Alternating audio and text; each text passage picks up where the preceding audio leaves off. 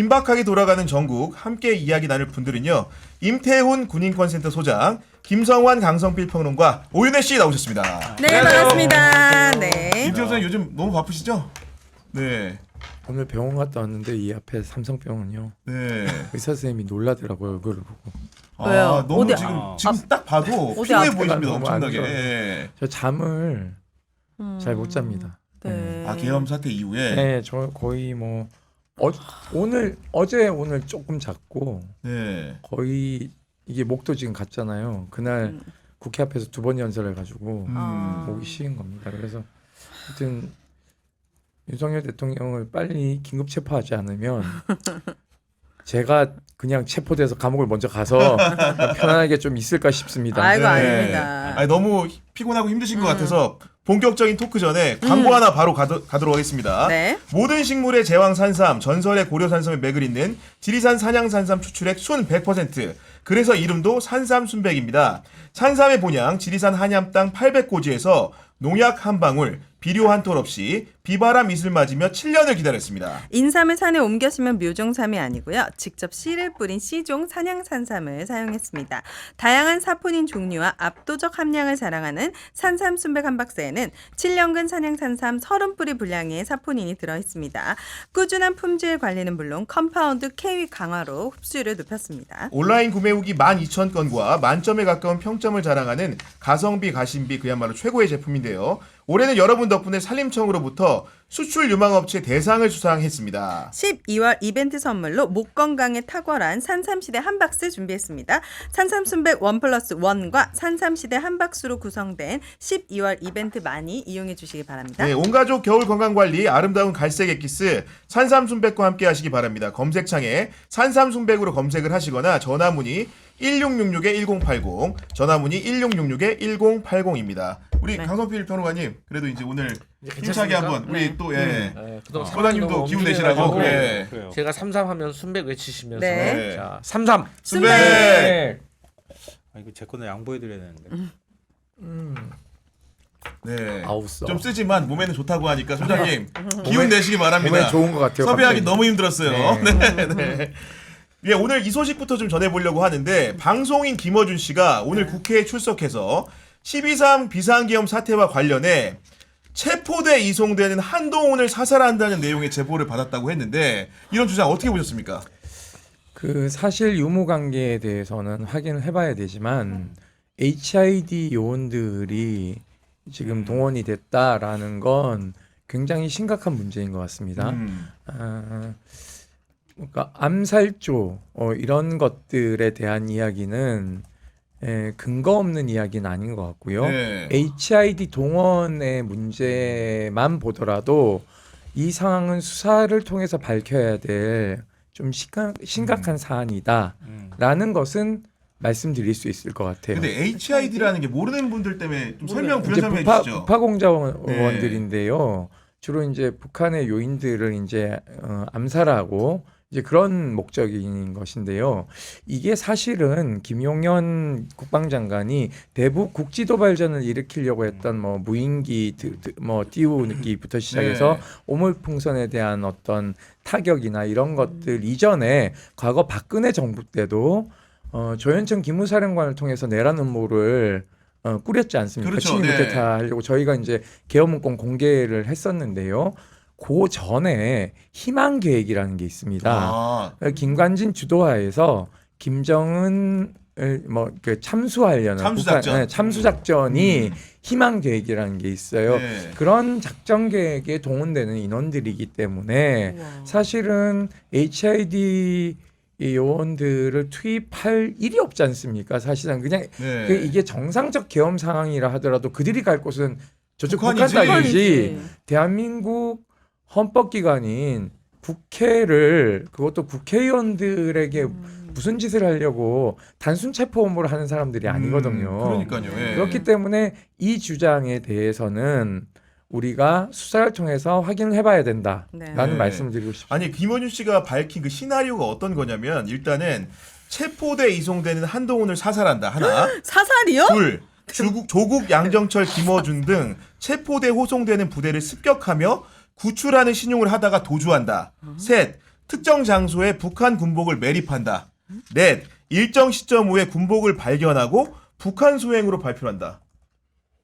이거 어떻게 말을 못해야 되나 이게 지금 뭐예요? 제가 이게? 저는 사실은 이게 너무 황당하기도 하고 약간 음모론 같잖아요. 네. 그래서 네. 어디까지 믿어야 되나 좀 당황스러웠어요. 그리고 또 지금 이런 마당에 윤석열이라는 사람이 일종의 광란의 칼춤을 춘다고 얘기하는 상황에서 태극기 집회를 오히려 더 자극하지 않을까?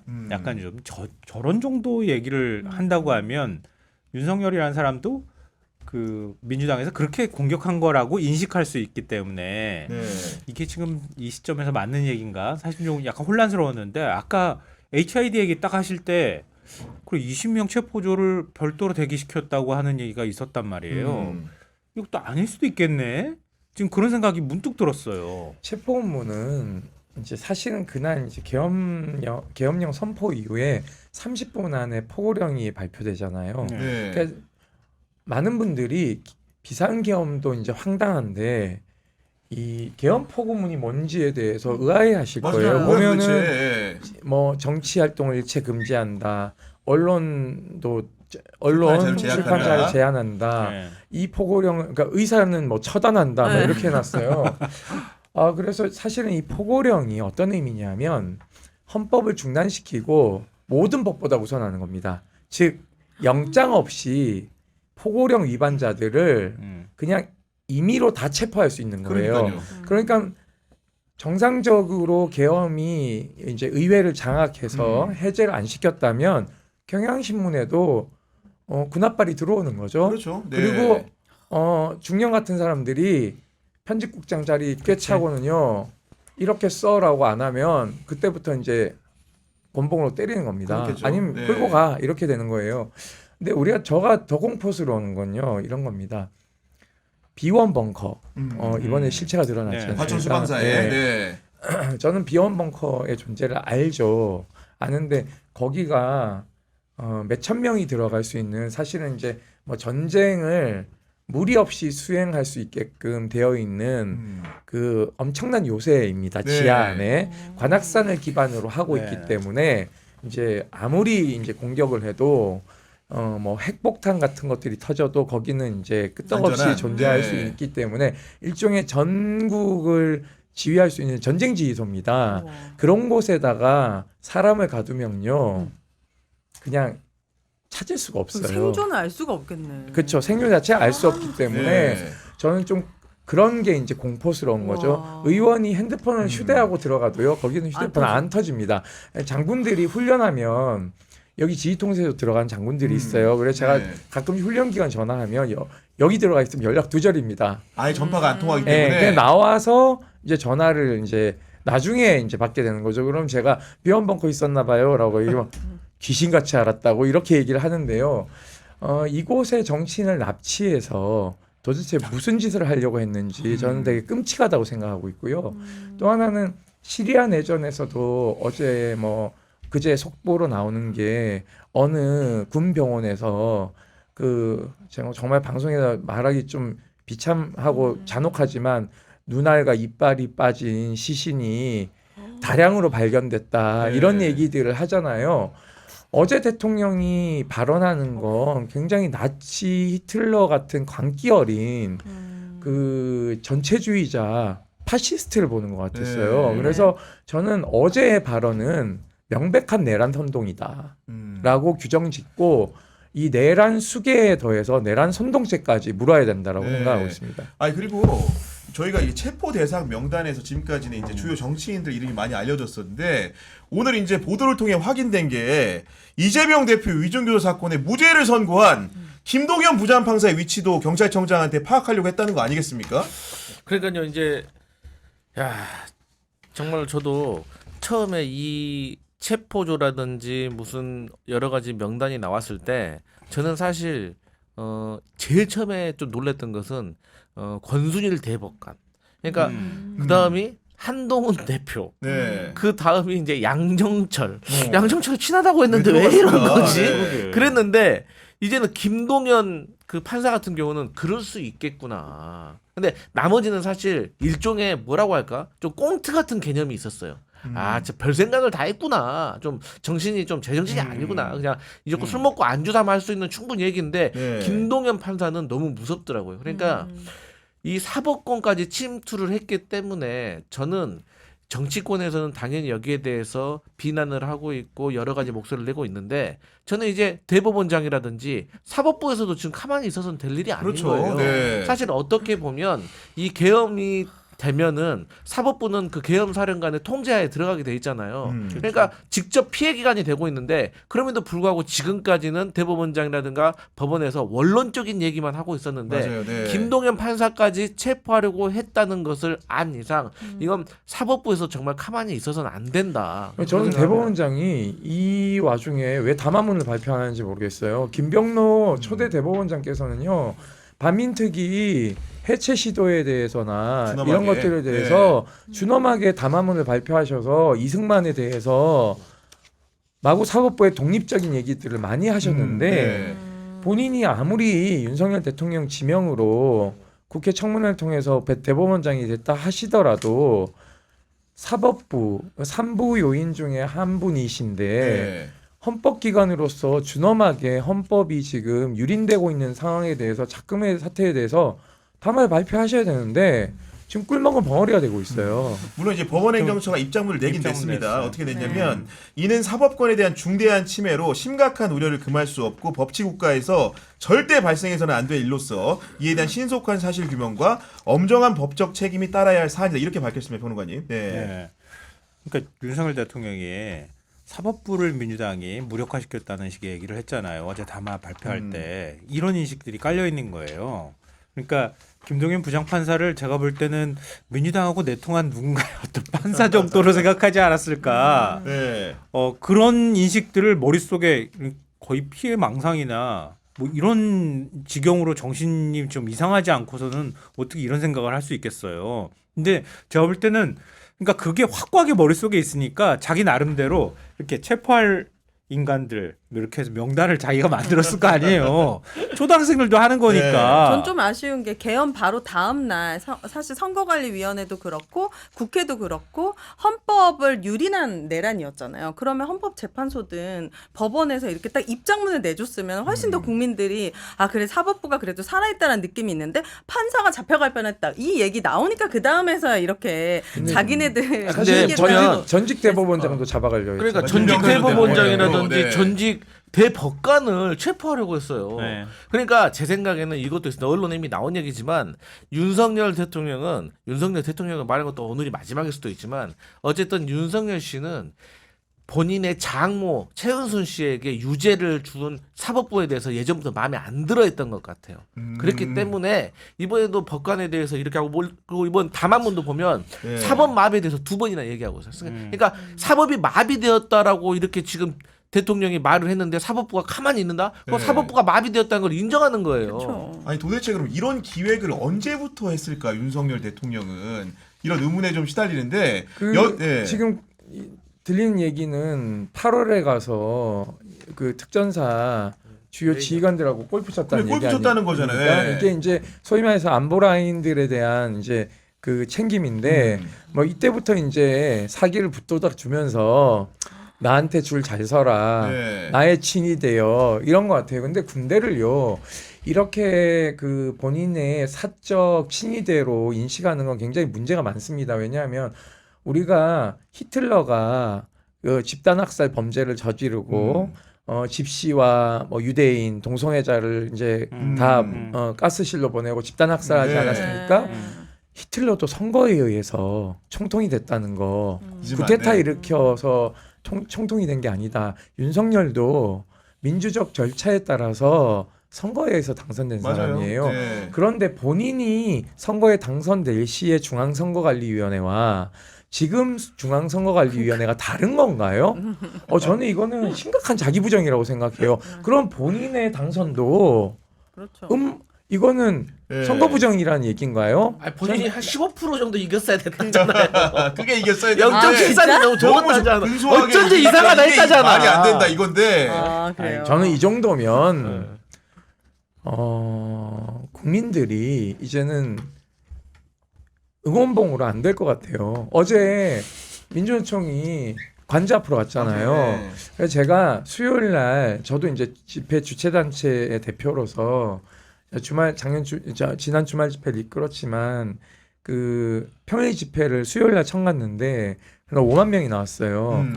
7, 80%가 여성이고 그 중에서 또 한 70%가 20, 30대 여성인데요. 이게 이제 어떤 정치 세력화된 집단이 아니에요. 그냥 개별적으로 다 나온 거고. 그러니까, 네. 그러니까 이걸 보고 뭘 할 수 있을까? 또 하나는 과연 경호처가 살아 있는데 그날 저녁 밤까지 8시간 동안 대통령실에 대한 압수수색 영장을 집행하지 못했지 않습니까? 네. 그래서 이거는 경호처가 살아있는 한 수사기관이 현직 대통령을 긴급 체포하기는 어렵다라는 판단이 서더라고요. 또 하나는 탄핵이 된 이후에도 마찬가지입니다. 탄핵이 돼도 대통령의 직무만 정지되는 거지 대통령으로 받을 수 있는 경호나 네. 관저에서의 생활은 다 의전은 다 가능합니다. 똑같이 의전 다 유지된다? 똑같이 네. 유지되기 때문에 네. 저는 체포하기 굉장히 어려울 거다라고 해서 저희 군인권센터가 오늘 네. 윤석열 시민체포영장 발부 동의 서명 운동에 돌입했습니다. 네. 그래서 시민체포영장이라는 걸 만들었고요. 청구인은 군인권센터고요.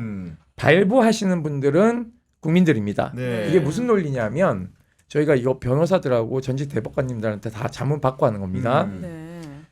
대한민국 헌법 1조 2항이 대한민국의 주권은 국민에게 있다라는 것이 선언됐기 때문에 주권자의 명령으로서 시민체포영장을 발부하는 데 동의하시는 분들이 서명을 하면 그분들의 이름으로 발부하는 거고요. 시민체포단을 저희가 따로 또 여기에 꾸립니다. 꾸려서 그래서 네. 저희가 시한을 줬어요. 수사기관에. 다음 주 토요일까지 네. 긴급 체포하지 않을 시 네. 우리가 시민들이 발부한 체포영장을 들고 대통령 관저 앞에 가서 시민 체포영장을 집행하겠다라는 건데 저희가 집회 신고도 대통령 한남동 관저 앞에 용산경찰서 오늘 신고하고 왔습니다. 네. 그래서 1,000명 정도 신고를 했으니까 안전한 집회 장소가 확보됐기 때문에 뭐 만약 금지 통보하면 저희는 가처분 신청 내면서 법원에서 다툴 건데요. 네. 이런 식으로 주권자들이 직접 위임한 사법권이나 위임한 공권력에 대해서 정당하게 행사하지 않으면 국민들이 직접 나서겠다. 왜냐하면요. 검찰이 하는 짓이 굉장히 양아치입니다. 왜냐하면 오늘 보십시오. 저 양아치라고 생각합니다. 왜냐하면요. 오늘 조국 대표 감옥 갔죠. 네. 오늘요? 오늘 집행하는 집행합니다. 날이니까. 자, 네. 이제 제가 이제 그 군 관련해서 피해자를 지원하니까 네. 나쁜 군인들, 나쁜 잘못하는 사람들 감옥 보내지 않습니까? 그렇죠. 네. 보통 군인은 도주 우려가 없기 때문에 중대범죄가 아니면 불구속 재판하기 때문에 대법원 선고가 나면 형 집행 지휘를 하는 시간까지가 좀 시간이 걸려요. 대법원에서 확정 판결이 나고 그게 이제 대검찰청으로 판결문이 간 넘어가고, 다음에 네. 그다음에 검찰이 형 집행 지휘를 합니다. 네. 그래서 몇 월 며칠 어느 지검으로 오시오라고 하면 그때 교도소든 구치소든 집행을 하는데 주소지에 네. 이게 통상적으로 5일이나 일주일 길게는 10일 걸립니다. 왜냐하면 그동안 신병 정리도 좀 하라고 네. 이제 관례상 시간을 주는 거예요. 네. 그런데 조국 대표는 어제 선고 나자마자 바로 내일 출석하라고 요구했어요. 그러니까 누구에게는 굉장히 법의 잣대를 엄격하게 네. 들이밀면서 대통령인 현행범인 내란 수괴죄를 저지른 대통령은 긴급 체포도 못하지 않습니까? 그러니까 누구에게는 굉장히 관대하게 법을 집행하면서 네. 누구에는 굉장히 정교하게 법을 집행하고 있기 때문에 제가 양아치라고 얘기하는 겁니다. 보니까 지금 조국 대표 같은 경우 그래가지고 원래 오늘 이제 집행을 할 수 있는 여건은 됐는데 15, 16일까지 좀 미뤄달라고 해가지고 아마도 그 수용 가능성이 열려 있는 상황인 것 같은데 여하 이런 시민 체포단을 뿌리고 한다는 거는 윤석열 대통령이 버젓이 지금 직무 집행을 보란 듯이 하고 있습니다 지금. 네. 일단은 내일 빨리 탄핵 소추안 통과시켜가지고요. 직무 정지해놓고 네. 또 어떻게 저런 사람을 하루라도 지금 아니 1초라도 지금 대통령 자리에 올려놓고 있으면 안 될 것 같고요. 그러니까 이게 지금 고민스러운 부분일 거예요. 저는 누차 뭐 그런 얘기들을 하고 다니지만 우리가 그 동안에 한 번도 보지 못했던 모습을 보게 될 가능성이 높아요.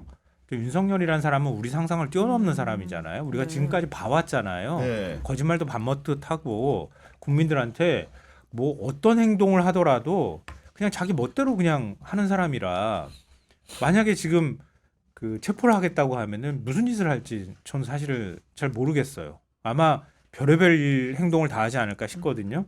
근데 제가 기억을 더듬어 보니까 박근혜 대통령이 구속되는 장면이 있었잖아요. 그게 탄핵되고 난 다음이에요. 네. 그러니까 3월 10일, 2017년 3월 10일 날 파면이 되거든요. 헌법재판소에서. 그리고 난 다음에 검찰의 소환 조사를 받아요. 11일째 되는 날에. 네. 그리고 21일째 되는 날에 구속이 되거든요. 그러니까 대통령직을 파면당하고 난 다음에 검찰 조사 받고 포토라인 서고 그 다음에 구속이 된 거예요. 근데 지금과 같은 수사 속도라고 보면은 윤석열은 지금 당장 체포하라고 하면은 나 대통령이야 이렇게 나올 가능성이 높다는 거예요.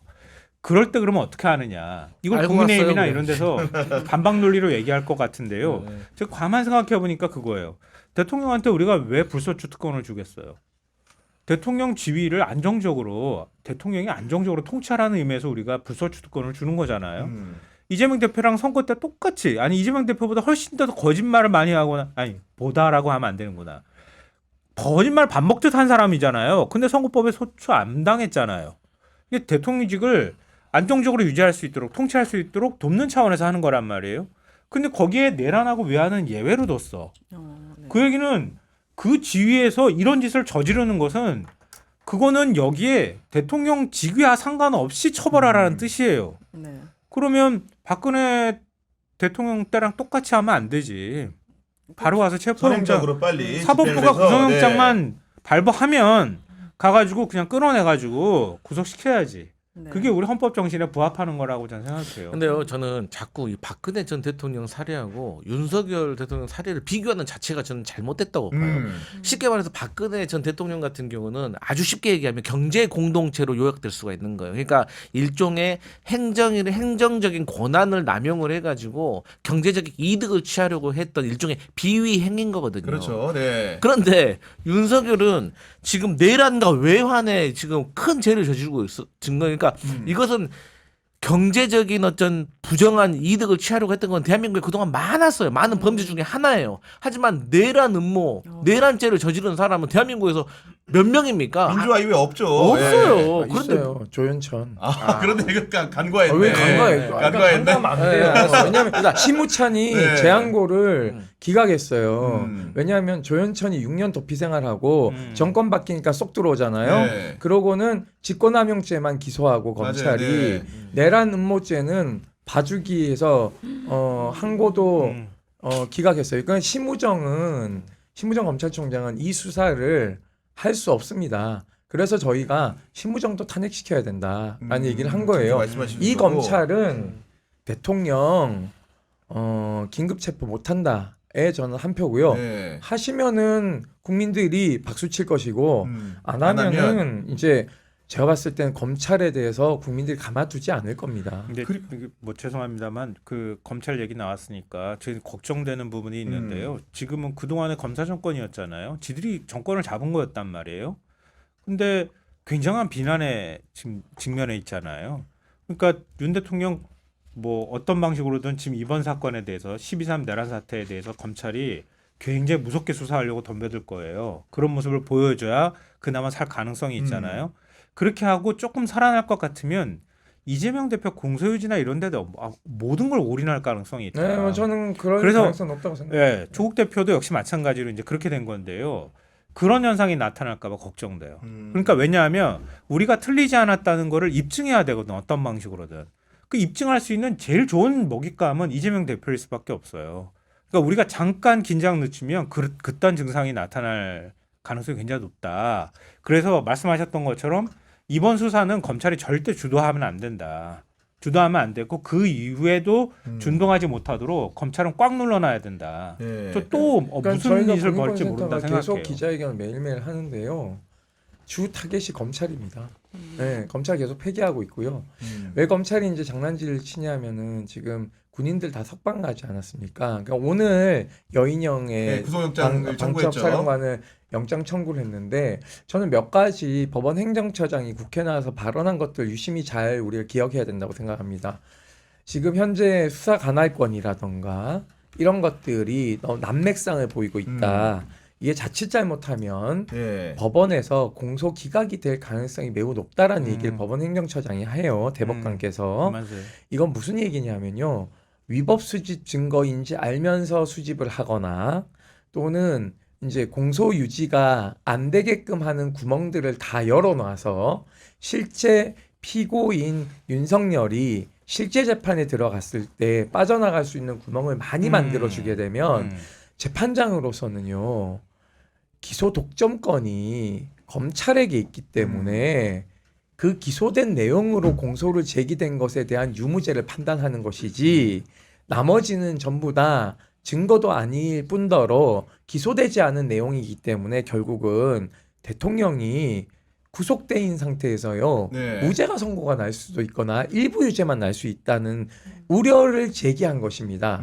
그렇기 때문에 검찰이 이 사건을 절대 주도해서는 안 된다라는 얘기를 하는 것이고요. 네. 매우 중요한 말씀입니다. 공수처 보고 제가 빨리 나서라고 해서 윤석열 대통령 군인 27명을 고발을 한 것도 공수처에다가 그냥 한 게 아니라 공수처는 관할 범죄가 장성급은 모두 군인들이 관할 범죄 안에 놓여 있기 때문에 직권남용죄로 일단은 구속시키면서 증거를 수집해 놓으면 특검이 출범할 때까지는 공수처가 역할을 하는 겁니다.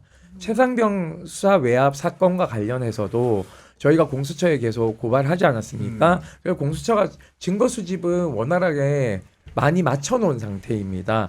그렇기 때문에 공수처가 지금 수사 인력은 작지만 빨리 가야 되는데 문제가 공조수사본부도 지금 국방부 조사본부가 들어와 그런 얘기도 시작하고 있으니까 계시잖아요. 예. 저희가 어제 기자회견한 게 네. 국방부 조사본부장이 여인영 방첩사령관 육사 48기 동기예요. 그 지금 현직 소장입니다, 육군. 네. 그래서 수사관들을 국회에 보냈고 체포하라고 그리고 수방사로 전화해서 수방사 구금시설 비워두라는 얘기를 했습니다. 그렇다면 이 사람들도 공범이거든요. 네. 그럼 이게 무슨 문제가 되냐? 수사 정보가 새죠. 누구에게? 대통령에게.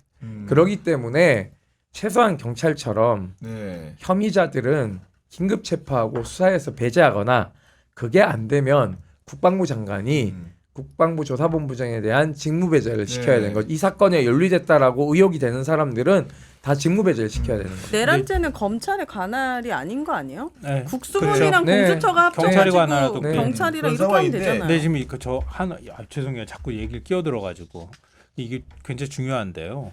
그러니까 어찌 됐든 그 탄핵 소추돼서 그 다음에 대통령이 거부권 행사 못하게 만들어 놓으면 일반 내란 특검이 통과될 거 아닙니까? 권한대행이 뭐 그걸 거부권을 행사할 수는 없을 거의 거고요. 없죠. 그런 확률은. 네. 최대한 빨리 특검 구성해야 된다. 왜냐하면 한동훈 대표가 의총에서 그랬다는 거잖아요. 비공개 의총에서 국민의힘 자체 특검을 발의하자고 얘기하면서 어차피 특검 가동될 때쯤 되면 수사 다 끝나버려 이렇게 얘기했다는 거 아니에요. 그러니까 검찰이 마구 치고 들어가면서 방금 전에 말씀하셨던 것처럼 자기가 기소 권한을 갖고 있지도 않은데 다 물을 흐려놔 버려. 그런 다음에 나중에 기소를 해버리거나 헌법재판소에 간다 하더라도 역시 이게 다 문제가 될 소지가 있단 말이에요. 그러니까 검찰 손에 수사를 맡기는 방식이 아니라 특검을 최대한 빨리 구성해가지고 빠르게 여기에서 특검을, 네. 검찰이 손댔던 거 다시 다 털어내고 그 다음에 다시 여기서 해야 된다. 그래야 그럴 위험성을 최대한 줄일 수 있다 이렇게 생각하는데 한동훈이라는 사람은 딱 각이 나오잖아 이미.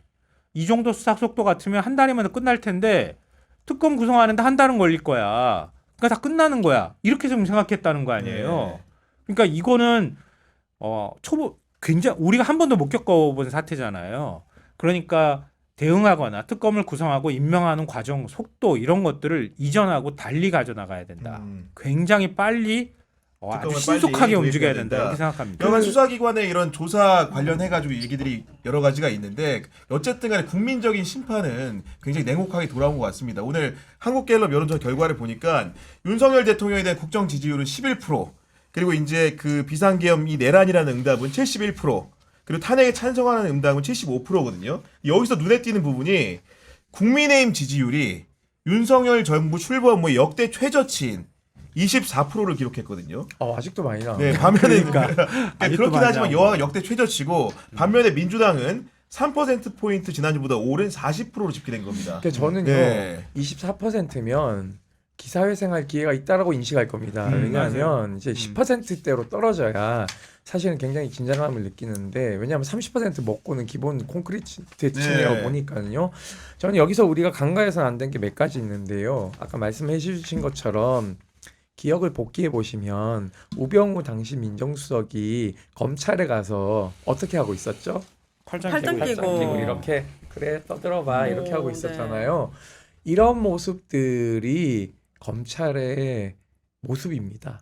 전 바뀌지 않았다고 생각하고 있고요. 또 하나는 추경호 원내대표가 의원들을 묶어두지 않았습니까? 네. 이거는 저희가 과거 2018년 계엄문건 공개했을 때 국회의원 체포계획하고 이거 계엄 해제 못 시키게끔 의결 정족수 미달시키는 걸 여당이랑 협의한다고 그랬어요. 네.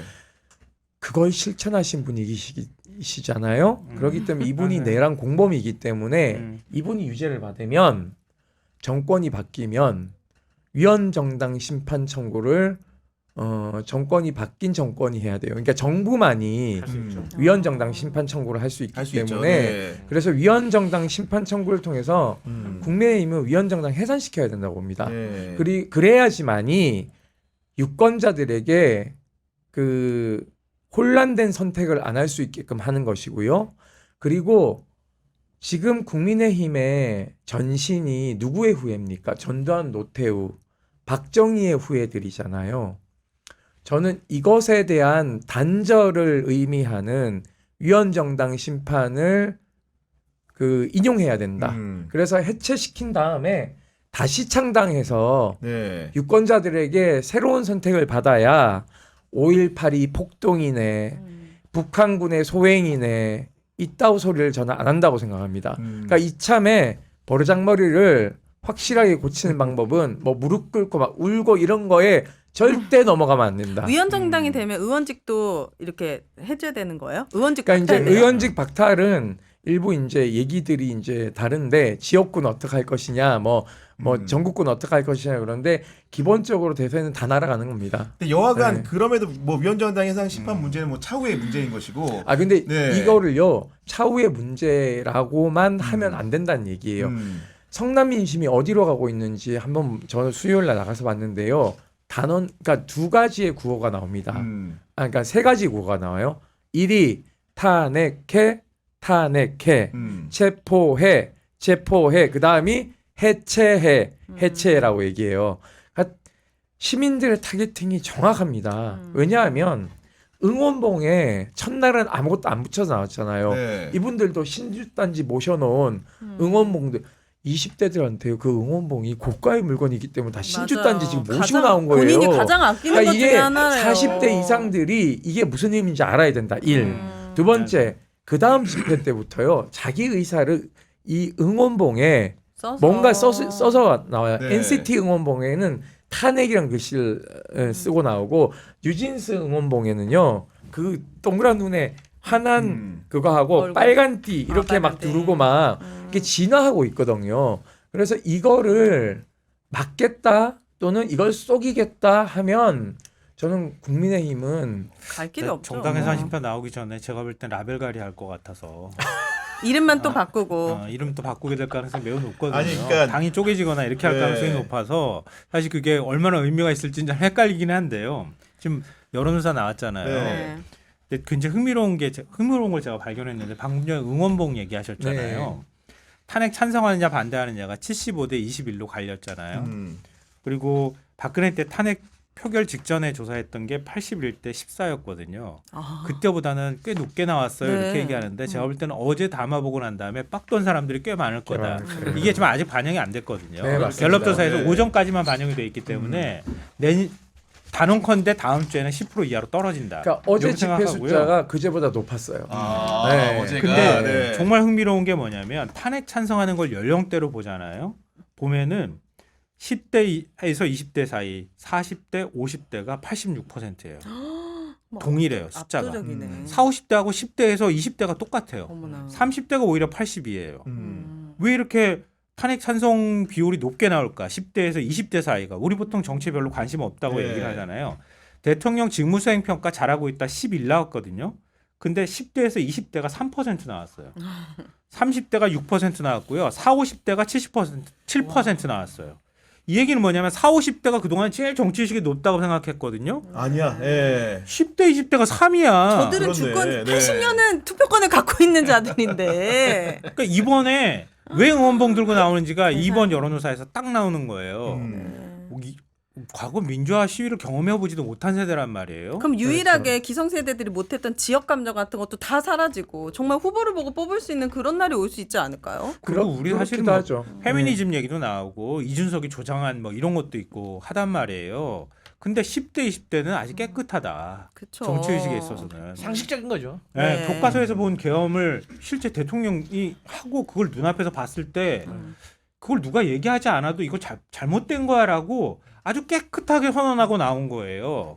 이 세대를 그럼 우리가 어떻게 할 거냐 이런 거에 대한 숙제를 던져주고 있다. 지금 굉장히 상징적인 숫자라고 그러니까 좋은 말씀 생각해요. 해주셨는데요. 사실은 이제 20대들이나 10대, 30대는 사실상 민주주의를 학습하고 훈련돼서 나온 세대이고요. 네. 사실은 이제 그 윗세대들은 사실 민주주의가 구호로 나왔지 학습되거나 또는 이제 활발하게 그 공교육 체계 내에서 논의되지 않았기 때문에 방식의 문제에서도 굉장히 구호들이 다르고 있고 또 하나는 재미난 건 이 집회에서의 음악들을 들어보면 네. 이제 그러니까, 투쟁가도 네. 적게 나오지만 20대 30대들이 민중가요 배우고 싶다라는 얘기를 되게 많이 해요. 그렇다. 다윗처럼 뭐 이런 거 예, 예. 들어보고 나온다는 예, 얘기 그래서 들어보니까. 네. 이거 좀 알려달라 그러니까, 우리에게. 네. 그래서 이분들에는 이게 되게 신선한 그 이제 가요가 된 거예요. 그러니까 이런 것들이 저는 또 다른 집회 양상을 낳고 있다라고 보고 있고 수요일 날 이제 행진 차량이 한 5대 6대가 네. 진행이 됐는데 저희 그중 한 차량은 우리 김영남 사무국장이 올라가서 진행을 했는데요.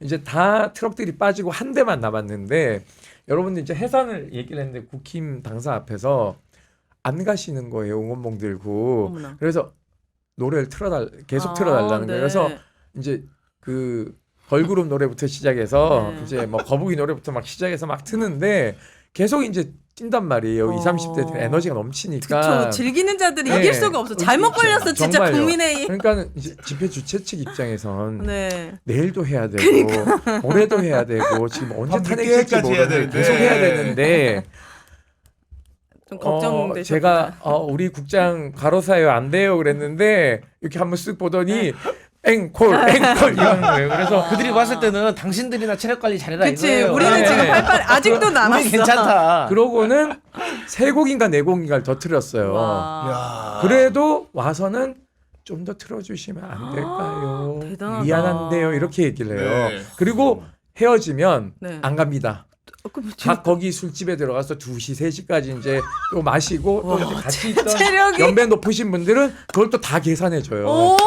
그리고 저희 방송차에서 어느 카페에 어느 익명의 시민이 300잔을 남기고 가셨는데 어머나. 가시면 안 되고 꼭 들고 가세요. 이런 방송이 세상에. 그냥 막 미담처럼 쏟아지는 진짜. 거죠. 근데 제가 최근에 언론 기사 본 것 중에서 그 젊은 집회에 나오신 20대한테 언론사에서 네. 기자가 물어봤어요. 왜 나왔냐고. 이래 음. 추운데. 그러니까 자기도 추워서 집에 있으려고 했는데 대통령 담화문 보고 나왔다는 거예요. 화가 나서. 오히려. 그러니까 어제 담화문 보고 더 뛰쳐나오는 많이 나온 거예요. 거지. 이제. 맞아요. 그러니까 지극히 상식적인 거예요. 그러니까 어떻게 저런 소리를 듣고 우리가 가만히 있을 수가 있겠냐라는 거예요. 그러니까 참 아직 순수하더라고요, 진짜. 엄마들이 가만히 있지 않습니다. 기저귀차도 보냈어요. 아이 500이 가보니까 기저귀를 갈 데가 없잖아요. 사실은. 그렇지. 기저귀 차를 500이 여행 선물에 털어가지고 보낼 테니까 네. 엄마들은 와서 여기서 기저귀 갈고 미씨닷컴에서는 간식차 하루 만에 도네이션 미국 엄마들이잖아요. 네네. 하루 만에 도네이션 해가지고 2천만 원 넘게 모금했어요. 와. 진짜 윤석열 같은 바보 같은 인간 때문에 진짜 하루 너무 그냥 나라 지금 뭐 창피하다 하면서 어묵차, 뭐 맞아요, 간식차. 버스 자원봉사 이 왜냐면 여의도가 사실 좀 모이기가 어려운 곳입니다. 구조가 그래요. 네, 사실은. 대중교통이 맞아요. 좀 어렵고 맞아요. 그래서 사실은 I자형이라. 계엄군이 한 40분 정도만 먼저 도착했어도 여기는 거의 이렇게 포위되는 맞아요. 거예요. 다리만 네. 마동되기 때문에. 근데 맞아요. 이게 이제 집중되면 여의도역하고 국회의사당역이 폐쇄되기 때문에 다들 이제 거의 바깥에서 이렇게 걸어 걸어와요. 들어오셔야 맞아요. 되니까 버스 자원봉사하겠다는 분들이 이제 영등포 시장역 세상에. 각 곳에 이제 분산돼 있는 곳에서 이렇게 이제 활발하게 움직이시는데 다 고마운 일이죠. 그래서 집회 주최 측에서도 화장실을 저희가 이번에 이제 그 곳곳에 설치를 네. 하는데 네. 문제는 영등포 구청장이 국힘이기 때문에 맞아, 맞아. 이 협조가 안 돼요. 그러니까 이게 아. 영등포 구청장이 민주당이거나 야당이면 구청장이 왜냐하면 여의도는 벚꽃 축제를 매년 하기 때문에 네. 대비가 돼 그러한 있구나. 대비 훈련이 되어 있는 지자체입니다. 어. 그렇게 충분히 그런 걸 할 수 있는데 전혀 지원이 없다는 것도 네. 서글픈 일이죠. 다가오는 지방선거에 그러니까. 정말 투표 잘하셔야 된다. 아, 민생이 걸린 문제다. 지금 잘하면은 아, 당선될 그렇구나. 수도 있는데 지금이 기회인데 그 사람들 이렇게 멍청해요? 그리고 연배 높으신 분들 뭐라는지 아세요? 그냥 기저귀 차고 가겠다 이런 분도 계세요. 아. 그러니까 나는 너무 그게 너무 짠한 거예요. 네. 아, 그게 근데- 이제 그만큼 이게 소중하다. 그렇지, 각오하고 네. 계셔야 네. 돼요. 아니, 맞습니다. 아니 영등포 구청장이 그런 거 안 한다는 게 좀 이해가 안 되는데요. 이런 거 정말 홍보해야 돼요. 아니, 영등포 이태원- 구청장. 이태원도 딱 그랬던 거 아니에요? 니들끼리 와가지고 니들끼리 사고 난 거잖아. 영상구청. 네. 이거잖아요. 국민들이 이렇게 많이 모여가지고 시위도 국민이 하나 자기 표현의 권리란 말이에요. 네. 그럼 영등포 구청장이 거기서 나타날 수 있는 문제나 이런 것들을 질서 유지부터 시작해가지고 불편함이나 이런 것들 해소해줄 의무가 있는 거예요. 근데 이거는 나는 이건 오히려. 모르겠어. 이렇게 하는 태도가 어딨어. 그러니까 진짜 윤석열 이건 말이 안 되는 윤석열 거예요. 씨가 어떻게 보면 우리 또 교정본부의 새로운 행정의 역사를 또 쓰고 계시더라고요. 왜냐하면 제가 이제 교정지가 때 들은 얘기인데 하는 말이 그러면 과거에 박근혜 전 대통령 같은 경우는 대통령직에서 내려온 다음에 이제 서울구치소로 들어오셨기 맞아요. 때문에 네. 이 한 층을 다 비웠다는 거예요. 아. 그런데 이제 윤석열 대통령 같은 경우는 지금 동부구치소로 갈 가능성이 매우 높습니다. 네. 거의 그러니까 희열이 이제 났지. 새로 지었고 수용률이 좀 낮아가지고. 저는 그리고 수사도 동부지검에서 하고 있어. 지금 일단 보니까. 저는 네. 좀 다르게 봅니다. 그래요? 근데 네. 일단 서울구치소. 그런데 공범이 거기 거기서 공범끼리 또 격리해놔야 돼. 근데 근데 그렇긴 한데 거기 그래서 안 들여보내서 이 한 층을 지는데 지금 교정본부에서 고민이 뭐냐면 네. 자기들 얘기하고 있다는 게 약간 들어오면 어떻게 되지? 그러면은 현직 대통령이니까 경호원이 들어오잖아요. 아, 그래요? 근데 이 교정본부 시설 내에는 교정본부 직원들 빼놓고 들어올 수가 없으니까 대통령 경호처 직원들이 들어올 수가 없어요. 아, 전대미문의 일이구나. 그러니까 그러면 이거는. 네. 대통령 경호원들도 만약에 그럼 같이 징역을 살아야 되나 이런 기사에 되는 거예요. 아니 죄인인데 왜 경호원이 붙어요? 왜냐면 현직 대통령 현직 탄핵이 안 대통령 됐으니까 지위 결정이 안 됐으니까 아직은 심리하는 미결수니까. 과정에서는 구속이 먼저 되면 네. 그렇다는 거잖아요. 이 지금. 말씀은 일리가 있는 얘기예요. 그래요? 왜냐하면 이제 경호법도 있고 이런데 그래, 이제 구속된 피의자는 사실은 이제 교정시설 내에 경호원 못 데리고 들어가죠. 그러니까 왜냐하면 현실적으로는, 네. 이제 교정시설은 이게 이제 격리가 목적이고 일대 두 번째는 경호원이 들어가게 되면 예를 들어서 그러니까 구금하는 이유는 딱 하나잖아요. 네. 증거인멸 우려에 대해서 차단을 하는 거기 때문에 맞아요. 네. 경호원이 뭘 전달할 수 있기 때문에 그쵸. 그거는 이제 네. 교정당국 허가를 하지 않을 거고 들어올 수도 없습니다. 경호원도 사실은. 인권이 있잖아요. 네. 일하러 가는데 왜 깜빵을 가? 그러니까 이제 제도 안 경호처에서 되는데. 이제 대통령이 이제 거기 동부구치소에 들어가 있으면 네. 이제 면회를 신청을 해가지고 잘 계시나요? 이렇게 확인만 할 수 있는 그 정도. 거지, 이제. 아. 연애는 가능하죠. 교대 근무하면 접견을 통해서.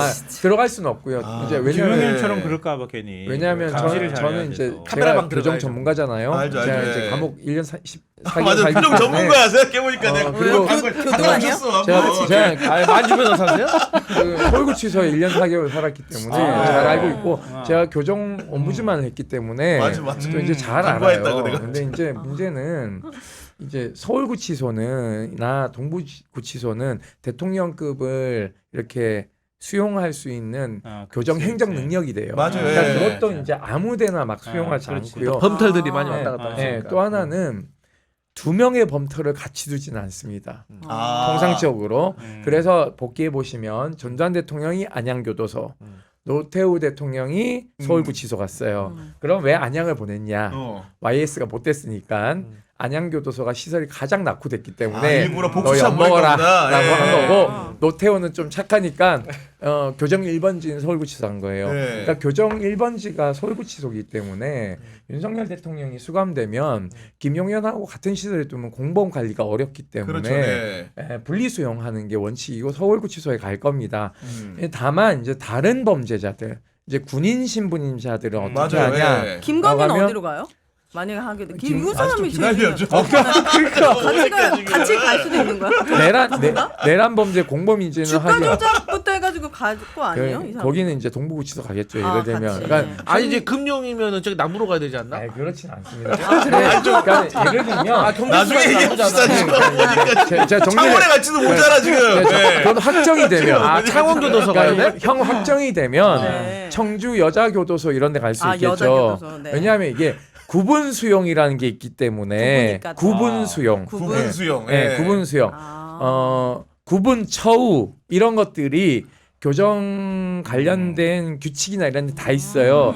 그래서 이것도 범털들 아까 얘기한 범털들 대통령 두 명은 같은 네. 공간에 두지 공간에. 않는다. 네. 이게 여기서 범털이란 뭐. 거는 이제 네. 쉽게 해서 레벨이 있는 레전드라고 하죠 속된 용어로. 그래서 뭐 대기업 회장들 오. 아니면 큰 정치인들 뭐 이런 분들. 최순실은 어디 있어요 지금? 동부에 있지 교도소 않아요? 있지. 여자 교도소 있지 않아요? 교도소 이제 있죠. 마지막 교도소는 아예 갔죠. 다른 어디가 거죠. 갔죠? 이강 갔을 거예요. 이강. 거죠. 이강 말씀 네. 확정됐기 때문에. 네. 여기. 근데 요즘은 또 그 교회에서도 무슨 수용 시설이 있다면서요? 아 그거는 이제 민간에서 만든 네, 민간 교도소 저기 있다면서. 꽃동네 그 있는데 여주에 있다면서. 가면 네. 민간 교도소가 개방은 아닌데 민간 교도소가 있습니다. 네. 교도소. 네, 거기는 이제 범죄자들 중에서 좀 초범이거나 교화가 잘 된 사람들. 네, 또는 네. 이제 범죄 재질이 나쁘지 않거나 하는 사람들이 주로 가는 곳이라서 이분들은 거기에 갈 일이 없습니다. 그리고 일단 군인들은 구금 시설이 정해져 있죠. 네. 어디요? 여주에 있는 국군교도소. 아 거기 무조건 정해져 있구나. 그 7군단 안에 현직 군인들은 새로 네. 깨끗하게 지어놨어요. 아 근데 우리는 이제 군인들보다 이제 윤석열하고 이제 김건희가 궁금하니까 그럼 구치소에 있다가 무기징역 나오면 교도소로 옮겨지는 거예요? 뭐 구치소에 형량을 있을걸? 막 아니 예를 들어서 본인이 막 정해. 아니 예를 들면 그러면 교도소로 가는 거야? 미결수하고 기결수가 다르니까. 네. 그러니까 구치소에 있어요 구치소. 내란 수계는 사형 또는 무기. 그러니까요. 예. 그럼 교도소로 이제 옮겨지는 거예요? 그죠 형이 확정되면 이제 네, 교도소로 구치소에 옮겨지는 거죠. 옮겨지는 네. 건데. 근데 다만 대통령은 형이 확정돼도 네. 그렇죠. 서울구치소에 둘 가능성이 높습니다. 평생을요? 그렇죠. 어. 왜냐하면 이게 지방을 가게 되면 네. 지방의 소장들이 계급이 낮아요. 음. 감당을 못합니다. 왜냐하면 죄인인데 죄인이어도 죄인도 대통령 레벨이 있으니까 아. 아, 영화 봤잖아요. 네. 영화 아니, 많이 갑자기 궁금한데 나오잖아요. 어디 갔다 오셨어요? 저 서울구치소. 아 레벨이 있네. 그리고 제가 있었던 아 어쩐지 서울구치소에 좀 자부심이 있는 것 같더라니까 자꾸 미화시켜.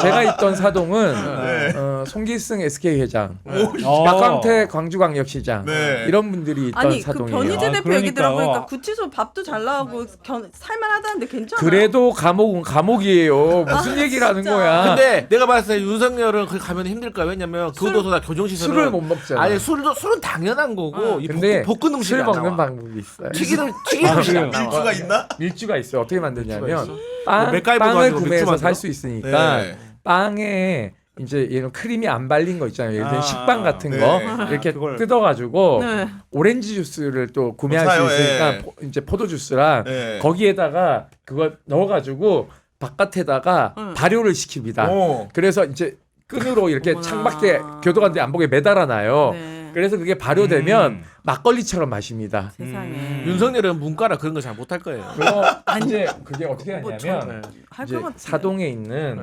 이제 사동 청소부 네. 제가 사동 청소부를 했어요. 교도관을 네. 도와서 오. 이제 새벽 6시부터 어, 관직을 오후 맡으셨네. 6시까지 그치 관직이죠. 교도관을 보조해요. 완장 그럼 차시네. 제가- 돈도 줘요? 아, 아니요?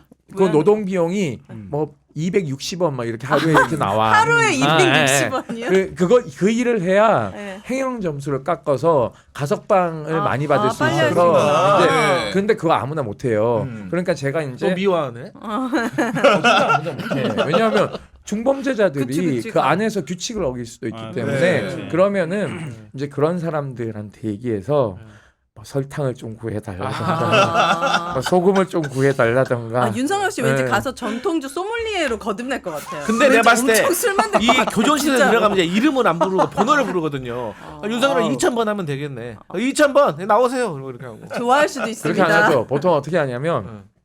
교도소장은 구금시설 밖에 있습니다. 네. 그래서 앞에 우리가 출소할 때 보면 맨 앞에 있는 그 정문을 들어가면 교도소장이 있는 그 시설이 있고 그리고 큰 철문으로 된 이 문을 들어가면 보안과장이 또 이제 보안과가 네. 있어요. 그 문을 또 들어가면 실제 감옥입니다. 아. 그렇기 때문에 한 3중에 그 차단벽이 있어요. 그래서 소장은 맨날 가서 문안 인사를 드려야 돼. 아. 왜 죽었는지 살았는지 내 눈으로 확인해야 되니까. 보고를 해야 되니까. 그렇죠. 네. 그리고 김용현 장관이 지금 자살 시도를 맞아요, 했기 맞아요. 때문에 아마 지금쯤 교도관이 대면 개호를 하고 있을 겁니다. 계속 보고 있다. 24시간. 대면 개호는 네. 24시간 동안 이렇게 딱 보고 그 있는 사람 거예요. 진지하게 죽으려고 했던 거예요? 아니면 메시지를 그거는 뭐, 뭐 그건 정확히 이제 모르겠지만 뭐 그렇긴 모르겠지만 했겠죠. 네. 근데 요즘은 이제 또 감옥도 그런 사람들은 지금 김용현 장관은 방을 옮겨놨어요. 아. 그 자해나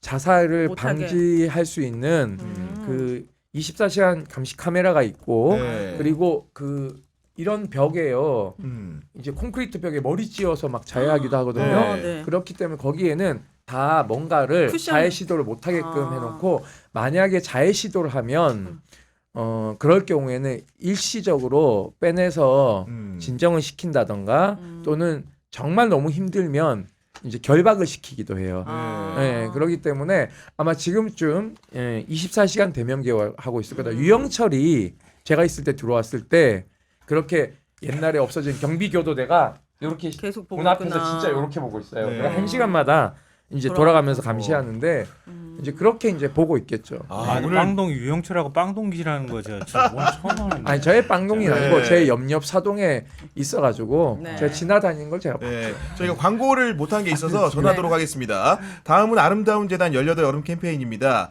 정치비상구 시청자 여러분 혹시 18 어른이라는 말을 들어보셨나요? 보육원과 같이 시설에 사는 아이들은 만 18세가 되면 법적으로 보호가 종료돼 보육원을 나와 홀로 자립해야 합니다. 그런 아이들을 자립준비 청년이라고 부르는데요. 18 나이에 누구보다 빨리 어른이 되어야 한다는 의미로 18 어른이라고 부르기도 합니다. 최근 몇 년간 18 어른들을 위한 제도와 정책들이 많이 개선이 됐지만 이들의 삶을 자세히 들여다보면 여전히 낯설고 어렵습니다. 자립준비 청년 허진희 씨는 어린 시절 몇 년을 주기로 바뀌는 보육원 선생님들을 엄마라고 부르며 살아왔다고 합니다. 그런 허진희 씨도 홀로 자립을 하고 엄마가 되는 순간을 맞이했는데요. 그때 나도 좋은 엄마가 될 수 있을까 하는 생각이 들었다고 합니다. 아름다운 재단은 엄마가 된 자립준비 청년의 이야기, 엄마 허진이로 자립준비 청년이 마주하게 되는 또 다른 자립의 순간을 전하고 있습니다. 자립준비 청년들의 생계의 문제를 넘어 건강한 자립을 고민하는 아름다운 재단 18 어른 캠페인입니다. 네, 정치비상구 시청자 여러분 검색창에 아름다운 재단을 검색하시면 엄마 허진이의 이야기를 만나보실 수 있습니다. 아름다운 재단의 고민에 함께해 주시기 바랍니다. 네. 간단하게 마지막 화제 이야기 나누도록 하겠습니다. 명태균 게이트, 이제 판도라의 상자가 열렸다는 평가를 받는데 이유는 명태균 씨의 측근이 윤석열 대통령 부부와 명태균 씨가 대화를 나눈 녹취가 있는 것으로 보이는 황금폰을 제출했다고 합니다, 검찰에. 이제 죽었다. 그 저거 까지면 어떡하려나. 네. 이제 온갖 우리가 한 번도 못 겪어보고 못 본 거 지금 다 나오게 생겼어요. 제가 볼 때는 황금폰 거기에 윤 대통령하고 김건희 여사 목소리가 있겠죠.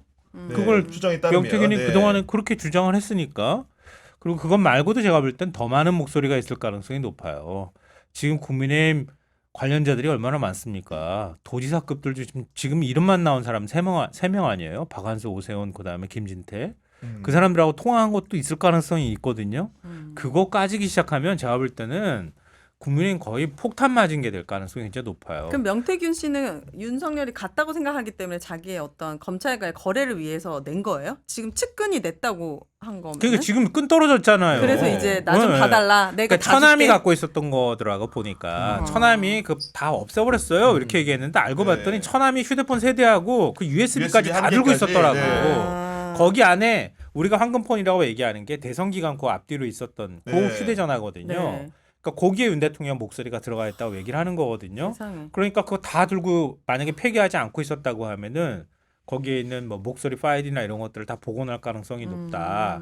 그러니까 그게 검찰이 과연 깔 수 있겠는가? 요게 문제가 되거든요. 그쵸. 그러니까 창원지검이 어떻게 수사할지는 모르겠지만 그것도 그냥 특검이 갖고 와야 되는 거 아닌가 싶어 나는. 아까 그대로 이제 두면 뭐 안 될 것 조사받았던 같아. 분들에 따르면은 여하간 그 일선의 수사팀의 의지는 굉장히 확고한 것으로 보인다고 전해주시긴 하던데 여하간 이게 사실은 중앙에서 시끄러울 때 지방에서 이런 수사가 진도를 많이 나가는 경우들 꽤 있잖아요. 뭐 네. 그렇긴 하죠. 이제 명태균 게이트 같은 경우에 뭐 이제 박근혜 정부랑 이제 비춰보면 네. 윤석열 정부도 비슷한 직무들이 있지 않습니까? 예를 들면 세월호 참사가 있은 다음에 이 박근혜 대통령에 대한 국정 운영 능력이나 이런 것들이 국민들이 의심하기 시작하지 않습니까? 네. 사실은 정권 초기에 이태원 참사가 났고 송 참사가 났고 무엇보다도 최상병 사망 사건에 저는 국민들 특히 보수들이 많이 등을 돌렸다고 생각하고 있습니다. 왜냐하면 참된 군인인 박정훈 맞아요. 대령을 네. 그 내란 수계가 박정훈 대령을 항명죄로. 집단항명 수계라고 네. 했잖아요. 네. 그러니까 이게 사실은 기가 막힐 노릇인 거죠. 그러니까는 지금 군인들과는 대비된 모습이고 저는 그 김건희 씨가 무속을 되게 맹신하는데 샤머니즘은 인간의 민중의 삶과 고통 그리고 그런 힘듦을 어루만지는 종교입니다. 원래는, 네. 원칙적으로는요. 그런데 그걸 역이용해서 화천대유처럼 지역에 되게 좋은 점괘를 사익을 추구하는 집단이 됐잖아요. 김건희도 샤머니즘을 본인의 욕심을 채우기 위해서 무속을 이용하고 있는 거지 않습니까? 근데 하나를 간과하고 있는 것 같아요. 그 많은 원혼들의 죽음에 대해서 그리고 그 죽음을 슬퍼하는 유가족들에 대해서 저는 모른다고 생각하는 거예요. 그리고 자문해주는 무당들도 참 나쁜 무당들이다. 이 죽은 원혼들에게 어떻게 살을 맞으려고 저런 짓을 하냐라는 제 주변 무당들이 많은 얘기를 했어요. 김건희 저거 천벌 받을 거라고 윤석열하고. 그렇기 때문에 저는 이런 징조들이 지금 박근혜 정부 때하고 똑같이 진행되고 흐름이, 있지 않습니까? 네. 흐름이. 그런데 하나 더 나간 게 군대를 동원해서 국회의원들을 네. 체포하려고 했고 언론인들도 체포하려고 했으니까 이 도를 넘은 것에 대한 분노는 박근혜 때 촛불 들고 나온 거하고 저는 비교하면 안 된다. 라는 이제 우리 시민사회단체도 이제 겪다 보니까 자꾸 박근혜 탄핵 집회 때 하고 비교를 많이 하는데요. 저는 양상이 굉장히 달라졌기 때문에 응원봉을 나온 세대들에 대한 정치적 욕구와 흐름을 네. 잘 읽지 못한다면 저는 국힘 다음은 다른 정치인들도 타겟이 될 수 있다. 그러니까 지금부터 광장이 시민들이 무슨 직접 민주주의를 네. 실천하고자 하는지를 흐름을 잘 읽어야 된다는 말씀을 드리고 굉장히 싶습니다. 중요한 말씀하셨어요. 뭐 사실 저도 마무리 발언 겸해서 네. 말씀을 드리고 싶은데요. 그러니까 10년 사이에 세월호 참사와 이태원 참사를 겪었잖아요. 그리고 최상병 사건까지 겪은 세대들이잖아요. 그러니까 우리랑은 뇌구조가 다를 거다. 그럴 것 같아요. 그러니까 그런 세대들의 정치성을 어떻게 키워나갈 건지는 정말 고민을 많이 해야 된다 이렇게 생각하고요. 우리나라 보수의 그 한계가 이제 왔다고 생각해요.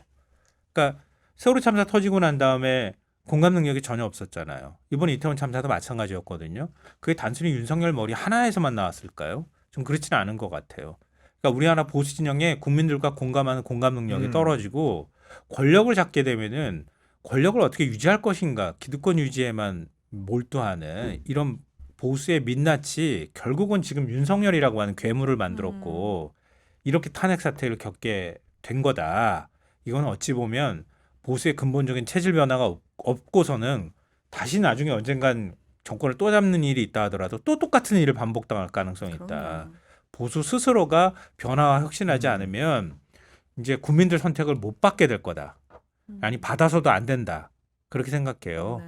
그러니까 윤석열은 그냥 스스로 큰 괴물이 아니고요. 보수가 키운 괴물인 거예요. 네. 저는 그렇게 생각합니다. 알겠습니다. 네. 아, 오늘도 다양한 정치권 현안 이야기 나누다 보니까 하나만 네, 더 하나 더 말씀해 주시죠. 강조드리고 싶은 예. 건 저희가 다음 주말에 한남동 대통령 관저 앞에서 시민 체포영장 발부와 집행을 위한 다음 주에 예, 서명을 네. 받고 있고 음. 시민 체포단도 모집하고 있으니까 많은 분들이 대통령 관저 앞에 안 가보셨죠? 거기 대법원 거기 안에 대통령 관저만 있는 게 아니라 국방부 장관 관저 네. 그리고 김용현 이 이제 원래는 해병대 사령관 관저가 있는데 그걸 맞아요, 쫓아내고 음. 지가 거기 들어갔어요 경호처장 때. 음. 그리고 여기 육군 참모총장 관저, 한미연합 부사령관 관저, 합참의장 관저가 있고 그 옆에 대법원장 관저가 있고 그 옆에 우원식 국회의장의 관저가 다 있어요. 몰려 있군요. 한 다 군데. 몰려 네. 있습니다.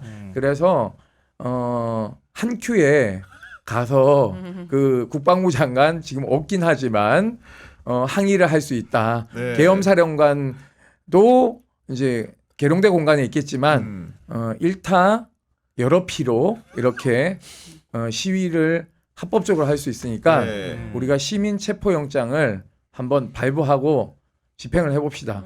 공권력이 못하는 거 네. 시민들이 좀 이번에 해봤으면 좋겠습니다. 네, 알겠습니다. 마지막으로 우리 네. 그 아, 우윤의 해야 돼요? 세줄평 네. 간단히 가야 됩니다 오늘. 네. 네, 어목한 시절 캄캄한 네. 터널이 뭔가 끝이 나고 빛이 보이는 것 같습니다. 내일 반드시 탄핵이 되어서 대한민국 정상화의 시작 그리고 헌법재판소 판결 때까지 많은 국민들이 꼭 관심을 갖고 지켜봤으면 네, 좋겠습니다. 알겠습니다. 지금까지 임태훈 소장, 김성환, 강성필 평론가, 금요일의 짝꿍 오윤혜 씨와 함께했습니다. 구경의 정치비상구는 내일 오후 3시에 또 여러분들과 함께 방송을 하도록 하겠습니다. 경향TV 구독, 좋아요 꼭 부탁드리고요. 긴 시간 시청해 주셔서 감사합니다. 감사합니다. 감사합니다.